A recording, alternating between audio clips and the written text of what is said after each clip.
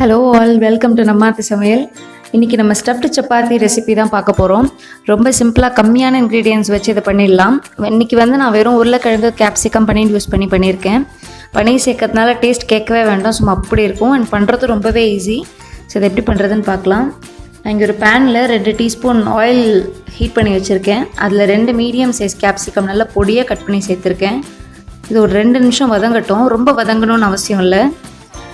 பாருங்கள், இந்த அளவுக்கு வதங்கின உடனே ஒரு 1/4 டீஸ்பூன் மஞ்சள் பொடி, ஒரு டீஸ்பூன் சில்லி பவுடர்,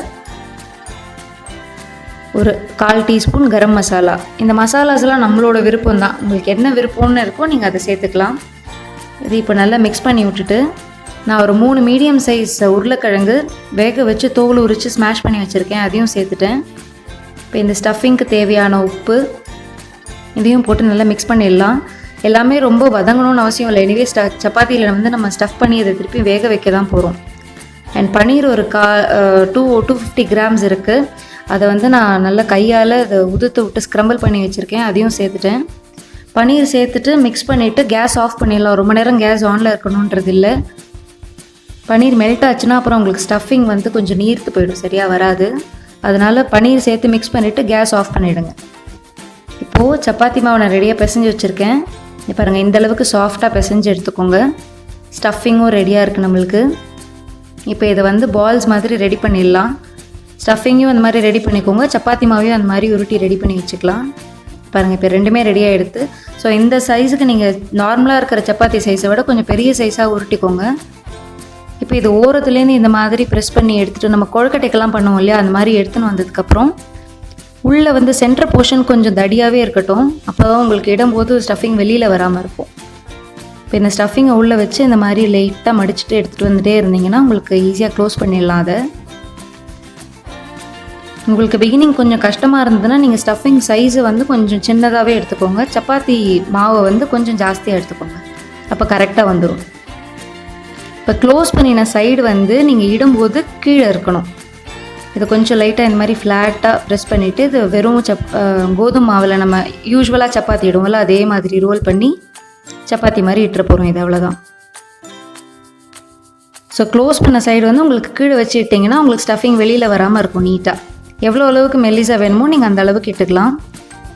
இதுக்கு சைட் டிஷ்னு எதுவுமே வேண்டாம். ஆனியன் ரைத்தா இல்லை ஒரு ஊறுகாய் இருந்தால் கூட போகும். பாருங்கள், இந்த மெல்லிஸாக இந்த அளவுக்கு இட்டுட்டு தனியாக வச்சிடலாம். இப்போ இன்னொன்று பண்ணி காமிக்கிறேன் பாருங்கள்.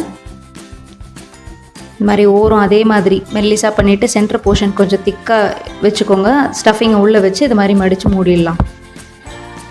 அவ்வளோதான். இதை க்ளோஸ் பண்ணிவிட்டு கொஞ்சம் ஃப்ளாட் பண்ணிவிட்டு, க்ளோஸ் பண்ண போர்ஷன் கீழ்ப்பக்கமாக இருக்கணும் இடும்போது. இது கிட்ஸோட ஆல் டைம் ஃபேவரட் ரெசிபியாக இருக்கும். நம்மளுக்குமே ரொம்ப பிடிக்கும். இது பசங்களுக்கு டிஃபன் பாக்ஸ் கொடுத்து விடலாம், இல்லை பிரேக்ஃபாஸ்ட், டின்னர், எந்த டைமுக்கு வேணால் இது ரொம்ப சூட்டபுளாக இருக்கும்.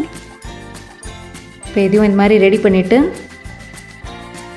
ஸ்டஃபிங் கொஞ்சம் வெளியே வந்தால் கூட நீங்கள் பயப்பட வேண்டாம், கரெக்டாக வந்துடும். அது சப்பாத்தி கல்லில் போடும்போது ஒட்டாமல். ஸோ நான் நல்லாவே தின்னாக எடுத்திருக்கேன். இப்போ சப்பாத்தி கல் சூடாக இருக்குது, ரெடியாக போட்டு எடுத்துடலாம். பாருங்கள், எந்த அளவுக்கு மெல்லிஸாக நீங்கள் பார்த்தீங்களா. இப்போ ஓரளவுக்கு இது வெந்ததுக்கப்புறம் இன்னொரு பக்கம் திருப்பி போட்டுடலாம். இந்த சைடும் கொஞ்சம் வெந்ததுக்கப்புறமா ஒரு 1/4 டீஸ்பூன், 1/2 டீஸ்பூன் கூட வேண்டாம், ஒரு 1/4 டீஸ்பூன் எண்ணெய் அந்த மாதிரி அப்ளை பண்ணிவிட்டு திருப்பி போட்டுட்டு, இன்னொரு பக்கமும் அதே மாதிரி ஒரு 1/4 டீஸ்பூன் எண்ணெய். உங்களுக்கு எண்ணெய் வேண்டான்னு நீங்கள் பிரியப்பட்டிங்கன்னா நீங்கள் நெய் கூட அப்ளை பண்ணலாம். ரொம்ப ரிச்சாக இருக்கும், டேஸ்ட்டாக இருக்கும். அவ்வளோதான். இப்போ இதை எடுத்துடலாம். அதே மாதிரி இன்னொரு சப்பாத்தி உங்களுக்கு ஃபாஸ்ட்டாக போட்டு காமிக்கிறேன். பாருங்கள், நான் ஜஸ்ட் ஃபாஸ்ட் ஃபார்வர்ட் பண்ணியிருக்கேன். அதே மாதிரி தான் 2 பக்கமும் வெந்ததுக்கப்புறம் 2 சைடும் நீங்கள் ஆயில் அப்ளை பண்ணி இதை எடுத்துடலாம். அவ்வளோ டேஸ்ட்டாக இருக்கும், அவ்வளோ எம்மியாக இருக்கும். ரொம்ப சீக்கிரம் ப்ரிப்பேர் பண்ணிடலாம். நம்ம சப்பாத்தினாலே சைட் டிஷ்னு யோசிக்கணும்ல, அது இல்லாமல் இந்த மாதிரி பண்ணிட்டீங்கன்னா சட்டுன்னு பண்ணி எடுத்துடலாம்.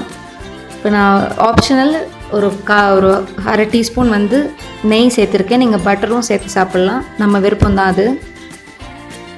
பாருங்கள், ரொம்ப சூப்பராக எவ்வளோ மெல்லிஸாக ரெடி ஆகிடுது நம்ம ஸ்டஃப் சப்பாத்தி. பிச்சு காட்டுறேன் பாருங்கள், எவ்வளோ சாஃப்டாக இருக்குது. ஸ்டஃபிங்கும் சப்பாத்தியும் ஒரே லேயர் மாதிரி இருக்கும். ஸோ ட்ரை பண்ணி பார்த்துட்டு கமெண்ட் சொல்லுங்கள். நம்ம சேனலை மறக்காமல் லைக் பண்ணுங்கள், ஷேர் பண்ணுங்கள், சப்ஸ்கிரைப் பண்ணுங்கள். தேங்க்ஸ் ஃபார் வாட்சிங்.